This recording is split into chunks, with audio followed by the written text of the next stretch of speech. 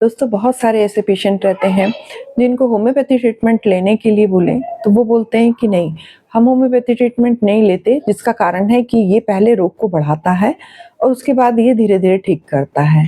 तो ये क्या सही बात है कि होम्योपैथी ट्रीटमेंट पहले रोग को बढ़ाएगा, उसके बाद उसमें सुधार करेगा?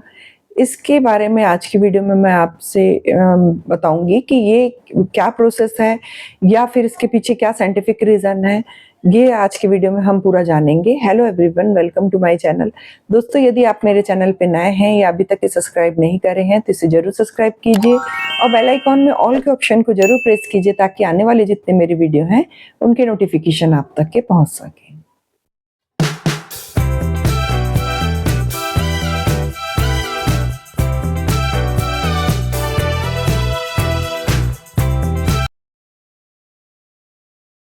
जैसे ही होम्योपैथी ट्रीटमेंट लिया जाता है तो वो रोग बढ़ने लगता है। पहले वो रोग बढ़ेगा, उसके बाद वो धीरे धीरे ठीक होगा। जनरली बहुत सारे लोगों की ऐसी सोच रहती है जो कि गलत है। ये जो कंडीशन है ये होम्योपैथी की एक एग्रीवेशन कंडीशन है जो कि सभी लोगों के लिए लागू नहीं होती। अगर 100 पेशेंट हैं तो 100 पेशेंट में एक आध पेशेंट ऐसा रहता है कि जिनमें ये मेडिसिन का एग्रीवेशन हो जाए। ये एग्रीवेशन क्या प्रोसेस है? एग्रीवेशन को समझने से पहले ये ज़्यादा ज़रूरी है जानना कि होम्योपैथी मेडिसिन कैसे काम करती है।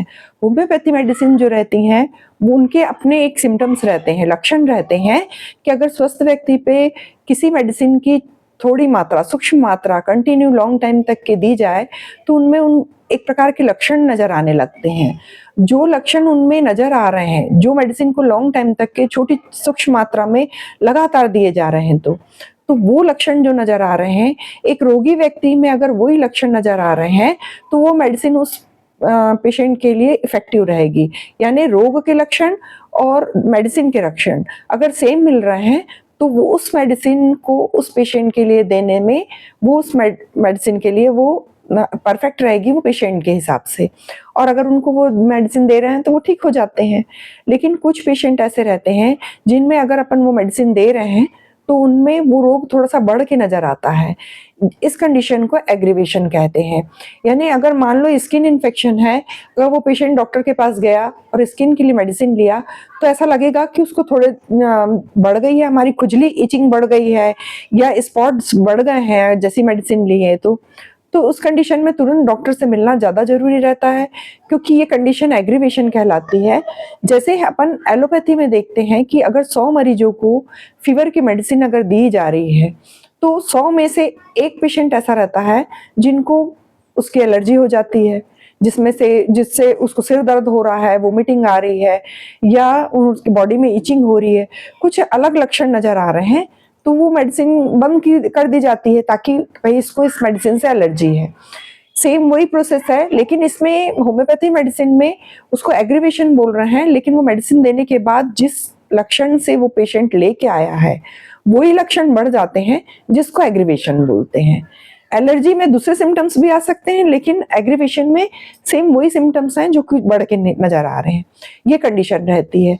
लेकिन ये जो एग्रीवेशन रहता है ये एक हीलिंग प्रोसेस का एक प्रोसेस है। यानी बॉडी में वो मेडिसिन तो परफेक्ट है, लेकिन गलती कहाँ हो रही है? या तो वो डॉक्टर हैं, उन्होंने उस मेडिसिन की जो पोटेंसी जो डिसाइड करी है वो गड़बड़ है, यानी ज्यादा पावर बढ़ा के दे रहे हैं या बार बार रिपीट कर रहे हैं या बहुत हाई पावर में दे रहे हैं। तो अगर आप तुरंत डॉक्टर से कंसल्ट करते हैं तो वो उसमें सुधार कर सकते हैं। लेकिन आपकी बॉडी में उसका बैड इफेक्ट नहीं है, वो एक प्रकार के हीलिंग के प्रोसेस का ही सुधार प्रक्रिया ही है। लेकिन उसका सही मात्रा में अगर डोज डिसाइड कर दिया जाए और फिर वो मेडिसिन ली जाए तो फिर वो पेशेंट के लिए वो इफेक्टिव कहलाती है और वो उसके रोग के लक्षणों में कमी आने लगती है। और ये जरूरी नहीं है कि ये सबको हो। किस कंडीशन में ये सीरियस हो जाती है?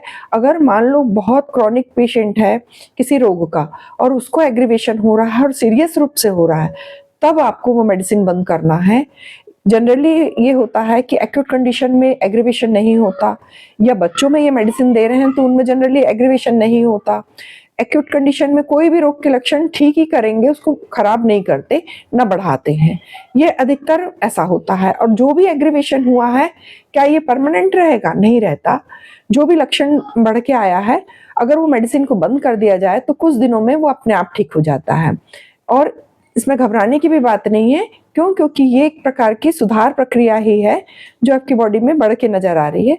उस समय पे आप उस डॉक्टर से मिलेंगे और अपनी प्रॉब्लम बताएँगे तो आप पाएँगे कि वो अगर मेडिसिन का सही सिलेक्शन कर रहे हैं, सही डोज़ का सिलेक्शन कर रहे हैं, या आपकी बॉडी में उसका जो एग्रीवेशन हो रहा है, तो अगर वो सही मेडिसिन सही पोटेंसी में मिल रही है, तो धीरे-धीरे आपके रोग में वो सुधार करेगी और आप परमानेंट ठीक हो जाएँगे। इसलिए इसमें डरने की कोई बात नहीं है कि ये रोग बढ़ेगा और हम मतलब और बीमार हो जाएँगे या घबरा के वो दवाइयों को बंद कर दिए। ऐसा ना करके ये ज़्यादा ज़रूरी है कि आप अपने डॉक्टर से मिलें और उनको अपनी परेशानी बताएँ, जिससे आपकी सही मात्रा में वो मेडिसिन का सिलेक्शन कर पाएँ। क्योंकि ये एक प्रकार की जैसे एलोपैथी में एलर्जी है, उसी टाइप की कंडीशन है और धीरे-धीरे फिर उसको अगर आप सही पोटेंसी और सही डोज़ में ले रहे हैं, तो उस मेडिसिन से आपकी जो कितनी से पुरानी अगर रोग है, उसमें सुधार होना है और जल्दी रिकवरी होना है। दोस्तों, यदि आपको मेरा ये वीडियो आज का इन्फॉर्मेटिव लगा हो, तो आप अपने फ्रेंड, फैमिली, रिलेटिव्स के साथ इसे ज़रूर शेयर कीजिए। ऐसे ही इन्फॉर्मेटिव वीडियो के साथ मैं आपसे फिर से मिलती हूँ, एक नए टॉपिक के साथ नेक्स्ट वीडियो में। Take care and stay safe.